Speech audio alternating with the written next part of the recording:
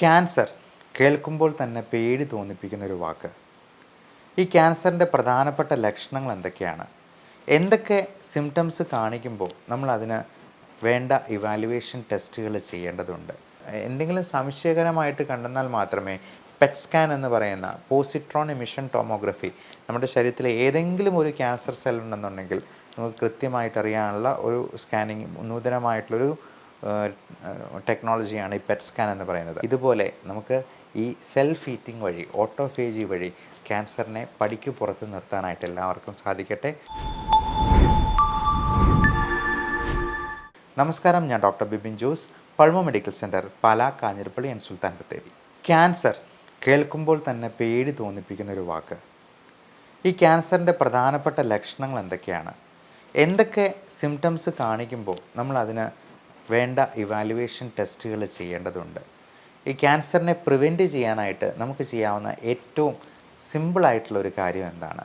ഇപ്പം ക്യാൻസറിനെ നശിപ്പിക്കാനായിട്ട്, ക്യാൻസർ സെൽസിനെ നശിപ്പിക്കാൻ നമുക്കിപ്പോൾ ഒരു റൂമിലുള്ളവരെ എല്ലാവരെയും പുറത്താക്കണമെന്ന് വിചാരിക്കുക. അവരെല്ലാവരെയും വെടിവെച്ച് കൊല്ലണമെന്നില്ല. അവരെ എല്ലാവരെയും കഴുത്തിന് തള്ളി പുറത്താക്കണമെന്നില്ല. പകരം നമുക്ക് ആ ഫാനിൻ്റെ സ്വിച്ച് ഓഫ് ചെയ്തെന്നാൽ, ആ ലൈറ്റെല്ലാം ഓഫ് ചെയ്ത് കതകും ജനലുകളും എല്ലാം അങ്ങ് അടച്ചിട്ടിട്ടുണ്ടെങ്കിൽ അവർക്കെല്ലാവർക്കും വേണ്ട സന്ദേശം കിട്ടും. അവർ പതുക്കെ അങ്ങ് ഇറങ്ങി പുറത്തു പോകും. ഇതുപോലെ ക്യാൻസർ സെൽസിനെ നമുക്ക് പ്രിവെൻറ്റ് ചെയ്ത് നിർത്താൻ, അല്ലെങ്കിൽ അവരെ പുറത്താക്കാനായിട്ടുള്ള വളരെ നാച്ചുറലായിട്ടുള്ളൊരു മാർഗമുണ്ട്. അതെന്താണ് എന്നുള്ളത് നമുക്കിന്ന് ഡിസ്കസ് ചെയ്യാം. ആദ്യമേ തന്നെ ക്യാൻസറിൻ്റെ ലക്ഷണങ്ങൾ നമുക്കൊന്ന് ചർച്ച ചെയ്യാം. ഇതിലേറ്റവും പ്രധാനമായിട്ടുള്ള ചില ലക്ഷണങ്ങൾ: അനിയന്ത്രിതമായ പനി, അതായത് നാളുകളായിട്ട് വളരെ കടുത്ത രീതിയിലുള്ള പനി, എന്താണ് കാരണമെന്ന് മനസ്സിലാക്കാൻ പറ്റുന്നില്ല.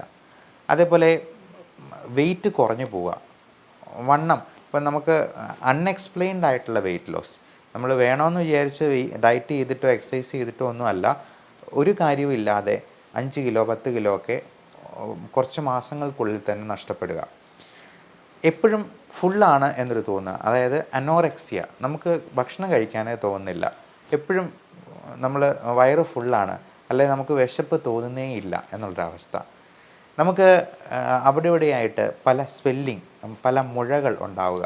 ഏറ്റവും പ്രധാനമായിട്ടും ഈ ലിംഫ് നോഡ്, കഴലകൾ എന്ന് പറയുന്ന കഴുത്തിൻ്റെ അവിടെ, അല്ലെങ്കിൽ കഷത്തിൽ, നമ്മുടെ തുടയിടുക്കുകളിൽ, മറ്റ് ഈ ചെവിയുടെ പുറകിലായിട്ട് ഒക്കെ എന്തെങ്കിലും മുഴകളായിട്ട് വരിക. അവിടെ എന്തെങ്കിലും വീക്കോ അല്ലെങ്കിൽ വേദനകളോ ഉണ്ടാവുക. പിന്നെ ഓരോ തരത്തിലുള്ള ക്യാൻസറിനും ഓരോ ലക്ഷണങ്ങളുണ്ട്. ഇപ്പോൾ തൈറോയിഡിൻ്റെ ക്യാൻസറിന് അവിടെ മുഴകളായിട്ട്, നോഡ്യൂളായിട്ട് വരാം. അപ്പോൾ പലപ്പോഴും പല ക്യാൻസറുകളും നമ്മൾ തുടക്കത്തിൽ തന്നെ സ്വെല്ലിംഗ് ആയിട്ടിരിക്കുമ്പോഴത്തേക്കും അത് ചികിത്സിച്ചെന്നാൽ ക്യാൻസറസ് ആകാതെ മാറാനായിട്ട് നമുക്ക് അത് പ്രിവെൻറ്റ് ചെയ്യാനായിട്ട് സാധിക്കും. ക്യാൻസർ എന്ന് പറയുന്നത് തന്നെ ഒരു സെല്ലിന്, ഒരു കോശത്തിന്, അല്ലെങ്കിൽ ഒരു ഗ്രൂപ്പ് ഓഫ് സെൽസിന് ഭ്രാന്ത് പിടിച്ചതുപോലെ പെറ്റുപെരുകയാണ്.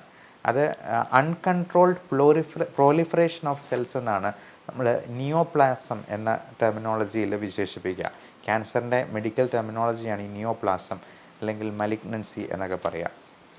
അപ്പോൾ അങ്ങനെ എന്തെങ്കിലും ഒരു സ്വെല്ലിംഗ് ഉണ്ടെന്നുണ്ടെങ്കിൽ ഏറ്റവും പെട്ടെന്ന് തന്നെ അതിൻ്റെ ബയോപ്സി, അല്ലെങ്കിൽ മിനിമം ഒരു FNAC ടെസ്റ്റിംഗും ചെയ്യുക, ഫൈൻ നീഡിൽ ആസ്പിറേഷൻ സൈറ്റോളജി എന്ന് പറയുന്ന ടെസ്റ്റ്. അതുപോലെ സ്ത്രീകൾക്കാണെങ്കിൽ, നമ്മുടെ അമ്മമാർക്കൊക്കെ ആണെങ്കിൽ ഇങ്ങനെയുള്ള എന്തെങ്കിലും സിംറ്റം ഉണ്ടെങ്കിൽ പറയാൻ മടിയാണ്. അപ്പോൾ അവരുടെ ബ്രസ്റ്റിൽ എന്തെങ്കിലും നൊഡ്യൂൾ ഉണ്ടെന്നുണ്ടെങ്കിൽ അത് മക്കളോടെങ്കിലും അത് തുറന്ന് പറയുകയോ, അല്ലെങ്കിൽ മക്കൾ ഇടയ്ക്ക് ചോദിച്ചിട്ടാണെങ്കിലും മനസ്സിലാക്കുക. അപ്പം അവർ പാൽപ്പേറ്റ് ചെയ്യുമ്പോൾ ബ്രസ്റ്റിലൊരു നൊഡ്യൂളായിട്ടോ സ്വെല്ലിംഗ് ആയിട്ടോ ഒക്കെ ഉണ്ടെങ്കിൽ ഒട്ടും മടിക്കാതെ തന്നെ ഒരു ഡോക്ടറെ കണ്ട് അതിൻ്റെ കാര്യങ്ങൾ ചർച്ച ചെയ്ത് അതിന് വേണ്ട പരിശോധനകൾ ചെയ്യണം. അതുപോലെ ബ്ലീഡിങ്, അത് ഏതെങ്കിലും ഒരു നാച്ചുറൽ ഓറിഫിസിൽ നിന്ന്, ചിലപ്പം മൂക്കിലൂടെ ബ്ലഡ് വരുന്നതായിരിക്കാം, അല്ലെങ്കിൽ നമ്മൾ ചുമയ്ക്കുമ്പോഴത്തേക്കും അതിൻ്റെ കഫത്തിൻ്റെ കൂടെ ചോരമയം കാണുന്നതാവാം. വയറ്റിൽ നിന്ന് പോകുമ്പോൾ ബ്ലീഡിങ് ആയിട്ട് ഉണ്ടാവുക. സ്ത്രീകൾക്കാണെങ്കിൽ വജൈനൽ ബ്ലീഡിങ്, പീരീഡ്സിൻ്റെ സമയം അല്ലെങ്കിൽ പോലും ബ്ലീഡിങ് ഉണ്ടാവുക, അല്ലെങ്കിൽ കൂടുതലായിട്ട് ബ്ലീഡിങ് ഉണ്ടാവുക. പീരീഡ്സിൻ്റെ സമയത്ത് 5, 6, 7 ദിവസമൊക്കെ ബ്ലീഡിങ് കണ്ടിന്യൂസ് ആയിട്ട് നിൽക്കുക തുടങ്ങിയുള്ള പ്രശ്നങ്ങളുണ്ടാവുക. വൈറസ് സംബന്ധമായിട്ടുള്ള ഓൾട്ടേർഡ് ബവൽ ഹാബിറ്റ്സ്, അല്ലെങ്കിൽ യൂറിനറി സിംറ്റംസ് എന്ന് പറയും. അപ്പോൾ അങ്ങനെയുള്ള പ്രശ്നമുണ്ടാവുക. യൂട്രസിൻ്റെ അല്ലെങ്കിൽ എൻഡോമെട്രിയൽ ക്യാൻസർ, അല്ലെങ്കിൽ ഒവേറിയൻ ക്യാൻസർ, CA സെർവിക്സ്, ഇതിനെല്ലാം പലതരത്തിലുള്ള ലക്ഷണങ്ങളാണ്. അപ്പോൾ നമുക്ക് ഇത്തരത്തിലുള്ള ലക്ഷണങ്ങൾ എന്ത് കണ്ടെന്നാലും നിങ്ങൾക്ക് ഒരു സുഹൃത്തിനെ പോലെ സംസാരിക്കാവുന്ന ഒരു ഡോക്ടറിനെ കണ്ടെത്തി അതിന് വേണ്ട ഇവാലുവേഷൻ ചെയ്യേണ്ടത് വളരെ വളരെ അത്യാവശ്യമാണ്. അപ്പോൾ പലപ്പോഴും നമ്മൾ ഏറ്റവും പ്രാഥമികമായിട്ടുള്ള പരിശോധനകൾക്കൊന്നും വലിയ പൈസയാകുന്നതല്ല. അപ്പോൾ ഒരു അൾട്രാസൗണ്ട് സ്കാൻ ചെയ്യാനായിട്ട് കൂടിപ്പോയെന്നാൽ 800 രൂപയാവത്തുള്ളൂ. അപ്പോൾ അതിൽ നിന്ന് തന്നെ നമുക്ക് ഏകദേശം ഇങ്ങനെയുള്ള ക്യാൻസറിൻ്റെ എന്തെങ്കിലും തുടക്കമുണ്ടെന്നുണ്ടെങ്കിൽ അത് ഏറ്റവും ഏർലി സ്റ്റേജിൽ തന്നെ കണ്ടുപിടിച്ച് അവനെ നമുക്ക് പുറത്താക്കാനായിട്ട് ശ്രദ്ധിക്കുക. അതുപോലെ ബ്രെയിനിൽ ക്യാൻസർ ഉണ്ടാകുമ്പോഴേക്കും, എന്തെങ്കിലും ബ്രെയിൻ ട്യൂമറായിട്ട് ഉണ്ടാകുമ്പോഴേക്കും നമുക്ക് തലവേദന, തലകറക്കം, ക്ഷീണം, ആളുടെ മെൻ്റൽ സ്റ്റേറ്റസ് തന്നെ മാറുന്ന, ക്യാരക്ടർ മാറുന്ന രീതിയിൽ എന്തെങ്കിലും രോഗലക്ഷണങ്ങൾ കാണിക്കുക, അതുപോലുള്ള ഡിപ്രഷൻ, ആങ്സൈറ്റി പോലുള്ള പ്രശ്നങ്ങൾ പോലും ഇതിൻ്റെ തുടക്ക ലക്ഷണങ്ങളായിട്ട് ചിലപ്പോൾ കാണാറുണ്ട്. അപ്പം ക്യാരക്ടർ മാറുന്ന രീതിയിൽ, അതായത് ഇൻട്രാക്രൈനിയൽ പ്രഷർ കൂടുന്ന രീതിയിൽ, നമ്മുടെ സ്കള്ളിനുള്ളിലുള്ള പ്രഷർ കൂടുന്ന രീതിയിൽ എന്തെങ്കിലും ഒരു ലീഷൻ ഉണ്ടാവുകയാണെങ്കിൽ അതിനനുസരിച്ചുള്ള സിംറ്റം ആയിരിക്കും. അതുപോലെ ലങ് ക്യാൻസർ ആണെങ്കിൽ ലങ്സിനിടയിലുള്ള സ്പേസാണ് മീഡിയാസ്റ്റൈനം എന്ന് പറയും. അപ്പോൾ അങ്ങനെയുള്ള ക്യാൻസറുകളാണ് പലപ്പോഴും ലിംഫോമ, സെമിനോമ തുടങ്ങിയ ക്യാൻസറുകളൊക്കെ. അപ്പോൾ പല സെലിബ്രിറ്റീസും യുവരാജ് സിംഗിനെ പോലെ, മമത മോഹൻദാസ് എന്ന നടിയെപ്പോലെ ഒക്കെ പല ആൾക്കാരും ഇങ്ങനെയുള്ള ക്യാൻസറിൽ നിന്നും പൂർണ്ണമായിട്ടും മുക്തി പ്രാപിച്ച് ജീവിതത്തിലേക്ക് വളരെ സക്സസ്ഫുൾ ആയിട്ട് തന്നെ തിരിച്ചു വന്നിട്ടുള്ള ആൾക്കാരാണ്. അപ്പോൾ ഇങ്ങനെ എന്ത് സിംറ്റംസ് ഉണ്ടായെന്നാലും നമ്മൾ ഏറ്റവും പ്രാഥമികമായിട്ടുള്ള ഒരു ചെസ്റ്റ് എക്സ്റേ എടുത്ത് നോക്കുന്നതിനോ, അല്ലെങ്കിൽ ഇപ്പോൾ ബ്രെയിൻ റിലേറ്റഡ് ആയിട്ടുള്ള പ്രശ്നമാണെങ്കിൽ ഏറിപ്പോയെന്നാൽ ഒരു CT സ്കാൻ ചെയ്ത് നോക്കുന്നതിനോ ഒന്നും ഒരുപാട് പൈസ ചിലവാക്കേണ്ട ആവശ്യം വരത്തില്ല. നമ്മൾ എന്തെങ്കിലും സംശയകരമായിട്ട് കണ്ടെന്നാൽ മാത്രമേ പെറ്റ് സ്കാൻ എന്ന് പറയുന്ന പോസിട്രോൺ എമിഷൻ ടോമോഗ്രഫി, നമ്മുടെ ശരീരത്തിലെ ഏതെങ്കിലും ഒരു ക്യാൻസർ സെൽ ഉണ്ടെന്നുണ്ടെങ്കിൽ നമുക്ക് കൃത്യമായിട്ട് അറിയാനുള്ള ഒരു സ്കാനിങ്, നൂതനമായിട്ടുള്ളൊരു ടെക്നോളജിയാണ് ഈ പെറ്റ് സ്കാൻ എന്ന് പറയുന്നത്. അപ്പം അനിയന്ത്രിതമായിട്ട് പെറ്റുപെരുകുന്ന, ഇൻക്രീസ്ഡ് ഗ്ലൂക്കോസ് അപ്ടേക്കുള്ള ഏതെങ്കിലും സെൽസോ ഗ്രൂപ്പ് ഓഫ് സെൽസോ ഉണ്ടെന്നുണ്ടെങ്കിൽ നമുക്ക് പെറ്റ് സ്കാനിൽ ഡിറ്റക്ട് ചെയ്യാൻ പറ്റും. അപ്പോൾ എന്തെങ്കിലും സംശയങ്ങളുണ്ടെന്നുണ്ടെങ്കിൽ നമുക്ക് ആ പെറ്റ് സ്കാൻ വഴി അത് പൂർണ്ണമായിട്ടും ദൂരീകരിക്കാനായിട്ട് പ്രത്യേകമായിട്ടും ഓർക്കുക.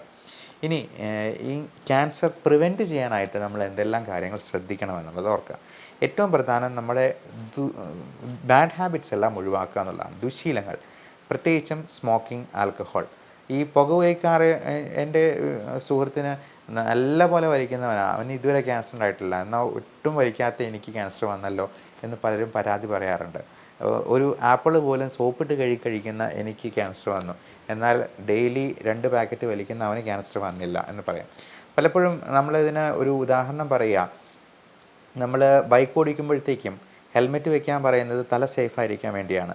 എന്നാൽ ഹെൽമെറ്റ് വെച്ചിട്ടുള്ള ആൾക്കാരും അപകടത്തിൽ മരിക്കുന്നുണ്ട്.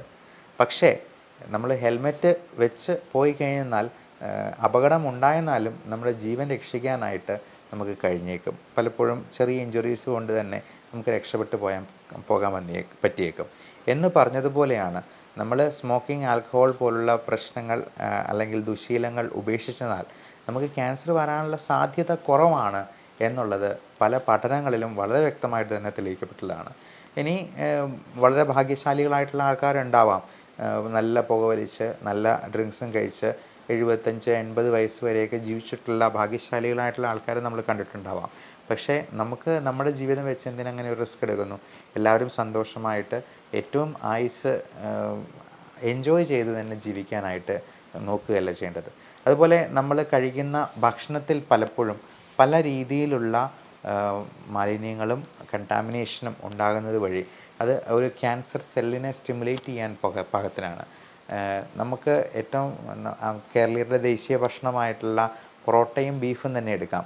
ഈ പൊറോട്ട എന്ന് പറയുന്നത് മൈദയാണ്. മൈദ എന്ന് പറയുന്നത് വളരെ ഹൈ ഗ്ലൈസിമിക് ഇൻഡെക്സ് ഉള്ളൊരു സാധനമാണ്. അതുപോലെ റെഡ് മീറ്റ് ഗണത്തിൽപ്പെടുന്ന അത് ബീഫ്, പോർക്ക്, മട്ടൺ തുടങ്ങിയ ഇറച്ചികളെല്ലാം നമ്മൾ ആനിമൽ പ്രോട്ടീൻ ഒരുപാട് കൂടുതൽ കഴിക്കുന്നത് തീർച്ചയായിട്ടും ഓൺകോജീൻസിനെ സ്റ്റിമുലേറ്റ് ചെയ്യാനായിട്ടൊരു കാരണമാകാറുണ്ട്.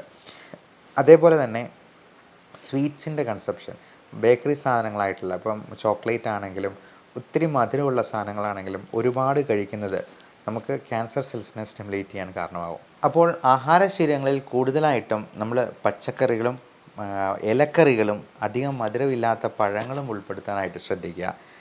പഴങ്ങൾ നമ്മുടെ തൊടിയിൽ തന്നെ വളരുന്ന വൃക്ഷങ്ങളിൽ നിന്ന് കിട്ടുന്ന പഴങ്ങളാകാൻ പ്രത്യേകമായിട്ടും ശ്രദ്ധിക്കുക. നമ്മൾ ഒരുപാട് കണ്ടാമിനേറ്റഡ് ആയിട്ടുള്ള കെമിക്കൽസ് ഉപയോഗിച്ചിട്ടുള്ള സാധനങ്ങൾ കഴിവതും ഉപയോഗിക്കാതിരിക്കുക. ഇനി ഈ ക്യാൻസറിനെ എല്ലാം പ്രിവെൻറ്റ് ചെയ്യാനായിട്ടുള്ള ഒരു അത്ഭുത പ്രതിഭാസമാണ് ഓട്ടോഫേജി എന്ന് പറയുന്നത്. അത് 2016 നോബൽ പ്രൈസ് കിട്ടിയിട്ടുള്ള വളരെ വിപ്ലവകരമായിട്ടുള്ളൊരു കണ്ടുപിടുത്തമായിരുന്നു.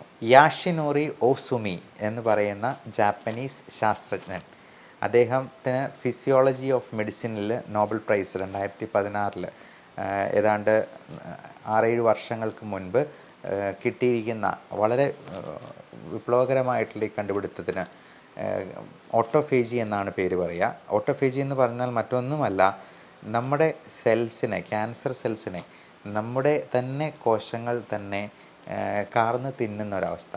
അതായത് അവരെ സ്റ്റാർവ് ചെയ്ത് അവരെ പട്ടിണിക്കിട്ട് കൊല്ലുക എന്നുള്ളത്. അതിന് വേറൊന്നുമല്ല, നമ്മൾ കൃത്യമായിട്ടുള്ള ഫാസ്റ്റിംഗ് അനുഷ്ഠിക്കുക എന്നുള്ളതാണ്. നമ്മളൊരു 16-18 മണിക്കൂർ ഒരു ദിവസം നമുക്ക് കൊടുക്കാൻ, ഫാസ്റ്റിങ്ങിന് വേണ്ടി കൊടുക്കാൻ പറ്റുവാണെന്നുണ്ടെങ്കിൽ അത് മാത്രം മതി ഓട്ടോഫേജി എന്ന പ്രതിഭാസം വഴി നമ്മുടെ ക്യാൻസർ സെൽസിനെ കൊന്നൊടുക്കാൻ എന്നുള്ളതാണ്. അപ്പോൾ മാസത്തിലൊരിക്കലോ അല്ലെങ്കിൽ ഒരു 3 മാസത്തിലൊരിക്കലോ എങ്കിലും ഈ പറയുന്ന ഇൻ്റർമിറ്റൻറ്റ് ഫാസ്റ്റിംഗ്, അത് 16 മണിക്കൂറോ 18 മണിക്കൂറോ എങ്കിലും നമുക്ക് അനുഷ്ഠിക്കാൻ കഴിയുവാണെങ്കിൽ അത് തന്നെ നമ്മുടെ ക്യാൻസറിനെ പ്രതിരോധിക്കാനായിട്ട് ഏറ്റവും വളരെ സഹായിക്കുന്ന ഒരു സംഗതിയാണ് എന്നുള്ളത് ഓർക്കുക. ഈ ഓട്ടോഫേജി എന്ന വാക്കിന് സെൽഫ് ഈറ്റിംഗ് എന്നൊരർത്ഥം കൂടിയുണ്ട്. അതായത് നമ്മുടെ ക്യാൻസർ സെൽസിനെ നമ്മുടെ കോശങ്ങൾ ഉപയോഗിച്ച് തന്നെ അങ്ങ് കാർന്ന് തിന്നുക. ഞാൻ ആദ്യം പറഞ്ഞ ഉദാഹരണം പോലെ ഒരാളെ പുറത്താക്കാനായിട്ട് അവനെ വെടിവെച്ച് കൊല്ലുമൊന്നും വേണ്ട. അവിടുത്തെ ലൈറ്റും ഫാനും ഒക്കെ അങ്ങ് ഓഫ് ചെയ്ത് കഴിഞ്ഞിട്ട് ആ കതവും അങ്ങ് അടച്ചിട്ട് കഴിഞ്ഞിട്ടുണ്ടെന്നുണ്ടെങ്കിൽ, ജനലും എല്ലാം അടച്ചിട്ട് കഴിഞ്ഞിട്ടുണ്ടെങ്കിൽ അവന് തന്നെ മനസ്സിലാകും ഇറങ്ങിപ്പോകാനുള്ള സമയമായി എന്നുള്ളത്. ഇതുപോലെ നമുക്ക് ഈ സെൽഫ് ഈറ്റിംഗ് വഴി, ഓട്ടോഫേജി വഴി ക്യാൻസറിനെ പടിക്ക് പുറത്ത് നിർത്താനായിട്ട് എല്ലാവർക്കും സാധിക്കട്ടെ. നല്ല ആരോഗ്യം ആശംസിക്കുന്നു. Love and regards, doctor Bibin Jose, Pulma medical centre, Pala, Kanjirappally and Sultan Bathery.